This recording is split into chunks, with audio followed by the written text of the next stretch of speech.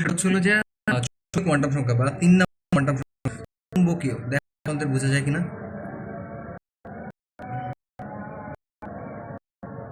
Quantum সংখ্যা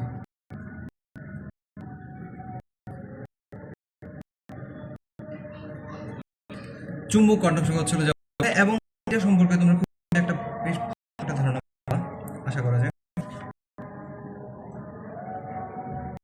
চুম্বক quantum সংখ্যা দিয়ে বেশ ভালো কিছু ধারণা পাবো।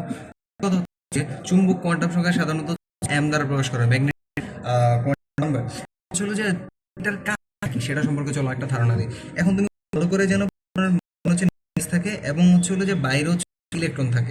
এখন একটা প্লাসধারী বাইরে হচ্ছে মাইনাসধারী, ফলে একটা স্থির তৈরি হয়, বিদ্যুৎ ক্ষেত্র তৈরি হয়, বুঝছো?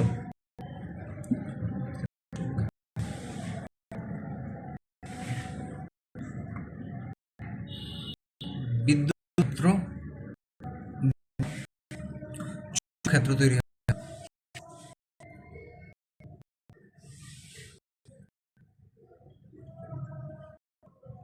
আশা করি তুমি ব্যাপার করছো যে কোনো একটা কোয়ান্টাম সংখ্যা যদি কথাবার্তা হয়, প্রথমে নিউক্লিয়াস থাকে চার্জ দেয় এবং হচ্ছে যে হচ্ছে ঋণাত্মক চার্জ দেয়। এখন এইটার মধ্যে যখন হচ্ছে যে বিদ্যুৎ ক্ষেত্র, সরি, এটার মধ্যে যেহেতু একটা পজিটিভ হলে একটা চুম্বক তৈরি হয়, বিদ্যুৎ তৈরি হয়। এই ক্ষেত্র বা চুম্বক ক্ষেত্র তৈরি হওয়ার কারণে এর যে উপশক্তি স্তরগুলো রয়েছে, অরবিটাল গুলো রয়েছে বা উপশক্তি স্তরগুলো রয়েছে, সেগুলো হচ্ছে ত্রিমাত্রিক, মানে ওরিয়েন্টেশন শুরু হয়ে যায় এর মধ্যে। ওরিয়েন্টেশন মানে হচ্ছিল যে ঘোরাঘুরি করে অন্যরকম ভাবে, ত্রিমাত্রিক ওরিয়েন্টেশন দেখা যায় তাদের মধ্যে। বুঝা গেছে ব্যাপারটা? আমি আশা করি বুঝতে পারছো যে চুম্বক ক্ষেত্র বা তড়িৎ ক্ষেত্র তৈরি হওয়ার জন্য ইলেকট্রনগুলো একটু অন্যরকম ভাবে ড্যান্সিং মোডে চলে যায়, অর্থাৎ সে হচ্ছে যে ওরিয়েন্টেশন দেখায়। সেই ওরিয়েন্টেশনগুলোকে, অর্থাৎ একটা ইলেকট্রন এবং নিউক্লিয়াস ভিতরে প্রোটনের মধ্যে ধনাত্মক ঋণাত্মকের কারণে বিদ্যুৎ ক্ষেত্র চুম্বক ক্ষেত্র তৈরি হয়েছে এর মধ্যে, ফলে ইলেকট্রনগুলো একটু ডান্সিং মোডে চলে যায়, অরবিটাল তৈরি, কিছুটা ওরিয়েন্টেশন তাদের মধ্যে দেখা যায়। সেই ওরিয়েন্টেশনটাকে আমরা যেই কোয়ান্টাম সংখ্যার সাহায্যে প্রকাশ করি সেটাকে চুম্বকীয় কোয়ান্টাম সংখ্যা বলা হয়। তাহলে আমরা বলতে পারি চুম্বকীয় কোয়ান্টাম সংখ্যার সাহায্যে আমরা কি প্রকাশ করি ভাইয়া বলতো? চুম্বকীয় কোয়ান্টাম সংখ্যার সাহায্যে আমরা ত্রিমাত্রিক দিক অরবিটালের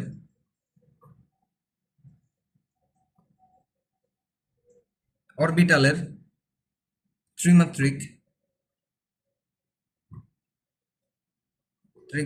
দিক নির্দেশ করে।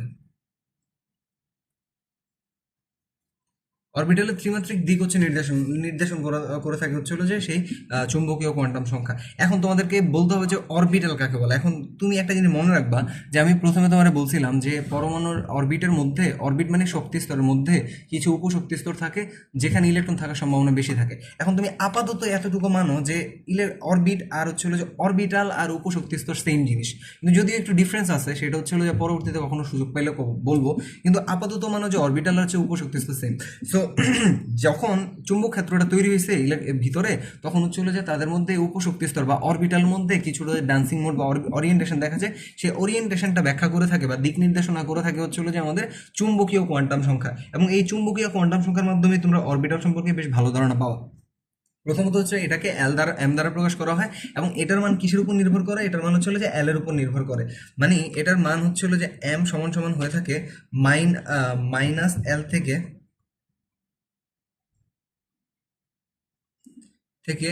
শূন্য সহ শূন্য সহ প্লাস এল অব্দি। আমি আশা করি বুঝাইতে পারছি যে মাইনাস এল থেকে শূন্য সহ প্লাস এল অব্দি হচ্ছিল যে তার এম এর মান হয়ে থাকে। সো এটা সম্পূর্ণ হচ্ছিল যে সহকারী কোয়ান্টাম সংখ্যার উপর নির্ভর করে থাকে।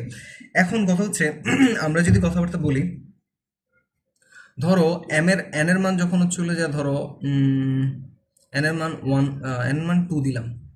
একটা দিয়ে ব্যাখ্যা করে দেয়, এতগুলো দিতে পারবো না ভাই, আই এম টায়ার্ড, স্কুলে একটু করে নামাজ পড়তে যেতে হবে। তো এন এর মান যখন 2 হিসে, তখন হচ্ছিল যে এল এর মান তুমি খুব ভালো করে জানো, এল এর মান কত হওয়া সম্ভব? 1 এবং 0 এবং 1 হওয়া সম্ভব।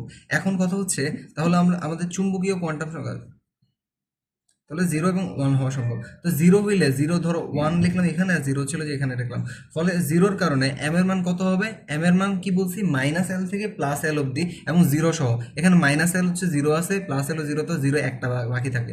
সো এম এর মান 0 এর কারণে তুমি যে অরবিটালটা পাবা, যে অরবিটালটা পাবা সেটা হচ্ছে হলো যে এস এস উপশক্তি স্তরে একটি অরবিটাল রয়েছে।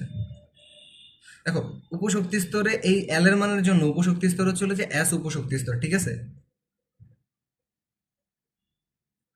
শক্তি স্তর, উপশক্তি স্তর। আর অরবিটাল কয়টা পাওয়া গেছে, এই যে এম এর মান দ্বারা অরবিটাল সংখ্যা নির্দেশ করে থাকে, তাহলে অরবিটাল পাওয়া গেছে, অরবিটাল অরবিটাল পাওয়া গেছে কয়টা ভাই বলতো, অরবিটাল হচ্ছে হলো যে একটা পাওয়া গেছে। আশা করি বুঝতে পারছি। এবং এল এর মান যখন হচ্ছে হলো যে 1 হইছে তখন হচ্ছে হলো যে দেখো এম এর মান কত হবে, দেখো তো এম এর মান -1 0 +1 অর্থাৎ তিনটা পাওয়া গেছে। তার মানে আমি বলতে পারি যে এল এর মান যখন 1 হবে তখন যে শক্তি স্তর পাবো সেটা হচ্ছে পি শক্তি স্তর। তো সো পি উপশক্তি স্তরে, পি উপশক্তি স্তরে অরবিটাল অরবিটাল রয়েছে হচ্ছে হলো যে কয়টা ভাইয়া বলো তো, অরবিটাল রয়েছে তিনটা। অরবিটাল কয়টা রয়েছে, তিনটা। এবং এরা কারা, এরা হচ্ছে হলো যে ভাইয়া দেখো, তার মানে আমরা বলতে পারি যতই আমরা বলি না কেন ত্রিমাত্রিক দিক বিন্যাস ব্যাখ্যা করে, কিন্তু সাধারণত এই যে এম এর মান দিয়ে সাধারণত অরবিটাল সংখ্যা নির্দেশ করে থাকে। এবং মনে রাখবে একটা কথা সব সময়, যে একটা অরবিটালে, প্রতি অরবিটালে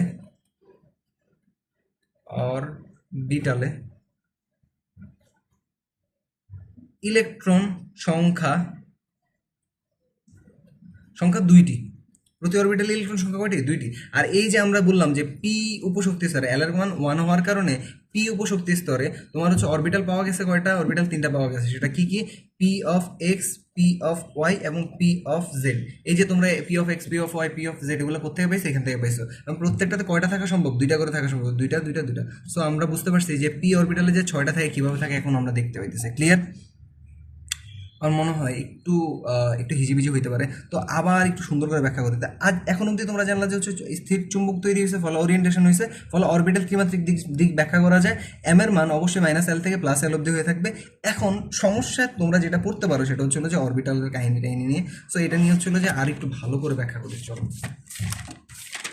ধরো আগে দেখি পেজ খালি আছে কিনা, তো শেষ করে ফেলছি। তো প্রথমত হচ্ছিল যে আমরা ধরো প্রথমে এন এর মান যদি হচ্ছে ধরো 1 হয়, 1 হইলো, হ্যাঁ।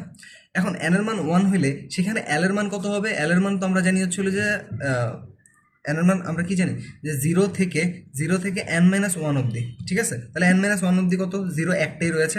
সো এর কারণে এম এর মান কয়টা হবে, এম এর মান আমরা জানি -L থেকে 0 সহ +L অবধি, তাই না ভাইয়া বলো, তাহলে হচ্ছে জিরোই ধরতে পারি, ঠিক আছে। এখন তাহলে হচ্ছে হলো যে আমরা জানি যে এখানে যদি ইয়া হয়, এখানে হচ্ছে শক্তি স্তর বোঝায়, অরবিট বোঝায়, এবং সেটাকে হচ্ছে হলো যে 1 দ্বারা প্রকাশ করা হয়েছে। এখানে হচ্ছে হলো যে L0 দ্বারা S প্রকাশ করা হয়েছে। তারপর হচ্ছে হলো যে এটা দ্বারা হচ্ছে হলো যে অরবিটাল প্রকাশ করা হয়েছে, যে কয়টা অরবিটাল রয়েছে। তার মানে আমরা বলতে পারি যে 1s উপশক্তি স্তরে, 1s উপশক্তি স্তর, অরবিটাল কয়টা রয়েছে ভাই বলো তো, অরবিটাল অরবিটাল রয়েছে একটা। এই যে কারণ এম এর মান হচ্ছে একটা রয়েছে, সো অরবিটাল যেহেতু একটা রয়েছে তাহলে আমরা বলতেই পারি যে অরবিটাল একটাতে ইলেকট্রন কয়টা থাকতে পারে, দুইটা সর্বোচ্চ। এর আগে কিন্তু বলছে, তাহলে 1s2, এই যে 1s2 কিভাবে আসছে বুঝছো আশা করি।